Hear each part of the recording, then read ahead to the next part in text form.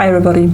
Today a more chatty video about how I went on my first mini retirement. We talk quite a lot about retiring on this channel and why wait until I turn 68 or 58 or whoever knows what age. Let's do it now. Let's talk about retirement and let me tell you how I took the first mini retirement a few years back, and who knows, maybe it will inspire you to take one too. In case you're new here, I'm Marta. I'm a Polish turned British designer living in London, and this channel is my personal finance and good life playground. Welcome. So how did I stumble on the idea of a mini retirement? Exactly 10 years ago, together with my then partner, let's call him David, I had a chance to attend BBC Cardiff Singer of the World. In case you don't know what it is, it's something like Eurovision for opera singers. I'm pretty sure that Opera Society would love this analogy. But it's on a worldwide scale. So each singer represents their own country, and it lasts a week and takes place every 2 years. The performances take place in the evenings, so you have quite a lot of time to explore the city and so on. One day when it was raining, we did what we would often do with David. We went to kill some time by browsing books in a local bookstore. And this is when and where I stumbled on this book. Tim Ferriss in 2021 needs very little introducing. The host of the most downloaded podcast on this planet, best-selling author, entrepreneur, yada yada yada. But Tim Ferriss in 2011 was just being introduced to the British public. The 4-hour work week was on a shelf called New Releases. So I started reading this book and I found so many interesting ideas. And one of them was this concept of mini retirements. Tim would define two groups of people, the Ferrers and the new rich. The Ferrers were the people who would strive for early retirement or wait for the long retirement at the end of their long employment. The new rich would distribute recovery periods and adventures, mini retirements, throughout life on a regular basis and recognize that inactivity is not the goal. Doing what excites you is. Tim pretty much doesn't believe in waiting for retirement after this long career and maybe experiencing it in declining health, maybe not even reaching it at all. Why not just chunk it up and redistribute it throughout your life instead? Sounds great, right? I felt inspired. And if you watch my other videos about books, you know that to me, any inspiration without action is rubbish. So I said to David at that time, hey, why don't we go to Buenos Aires for 3 months in January? And he agreed. Why Buenos Aires? Those of you who read Tim's book know that he mentions being in Buenos Aires and learning tango and doing other stuff that fascinate him, but that's not the reason we did it. His choice of location was more of a reminder for me. 5 years earlier, right after we started dating, I told David that I was planning to go backpacking in Argentina for a month, and he asked if he could join me. I said yes, and we had this thrown into the deep end beginning of a relationship. At that time we only spent a few days in Buenos Aires, but we really liked the feel of the city. So we said we would go back there one day and stay longer. Do you do that? Do you say when you're in a place that you really like, do you say it to this place, I'm gonna come back here? And do you actually go back? Well, we did. So the choice of the location was obvious. Buenos Aires, Argentina. The time was also obvious because it would give us enough time to organize everything and escape British winter. So mid-January to mid-April 2012. And then we needed to sort out the boring stuff. Number one, time off. I was a freelancer at the time, so time off was not an issue for me at all. I just decided to take it. David was working full-time and he was a very good web developer. He announced to his boss that he was leaving and came home with this news. He ended up being offered a pay rise and also an opportunity to work remotely for these 3 months. Negotiating such a thing sounds like nothing in 2021, but remote working in 2011 was not that common. He decided to take that offer. He was more than happy to work during the day and then focus on other stuff in the evenings and during the weekends. So time off was sorted. Number 2, expenses.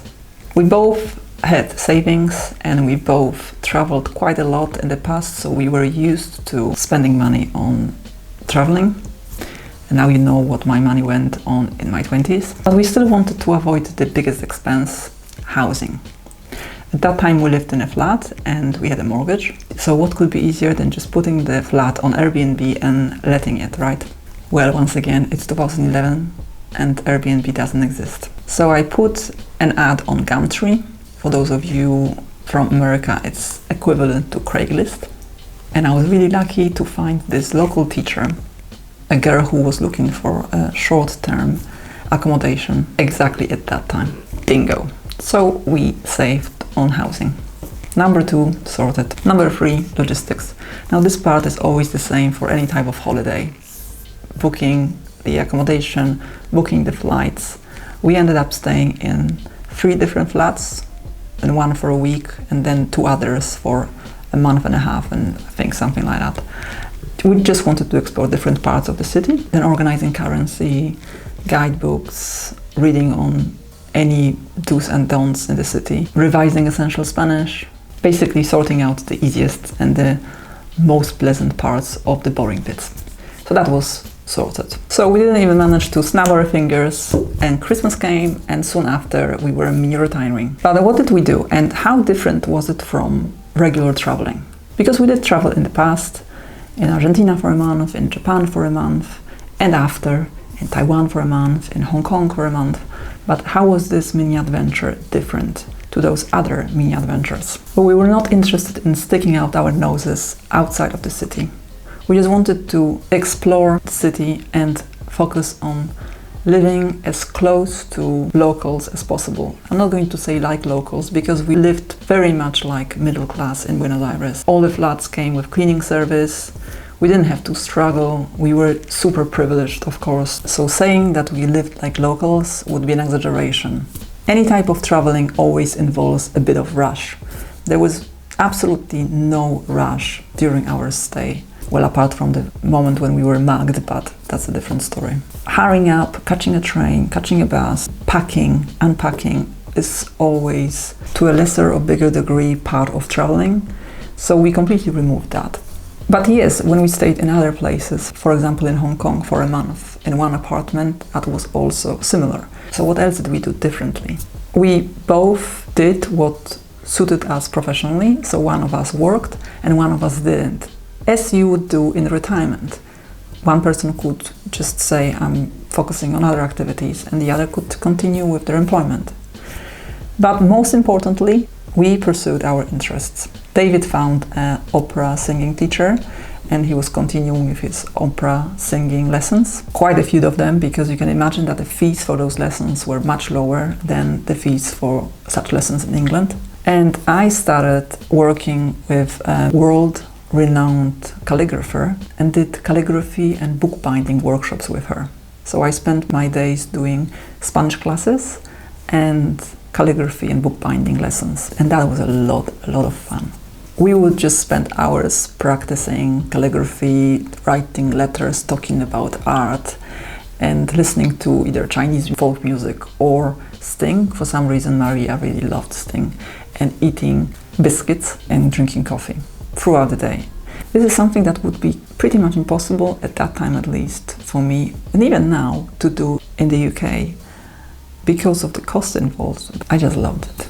But was it all worth it? Was the whole mini retirement worth it? And what did I learn? Where did it lead me to?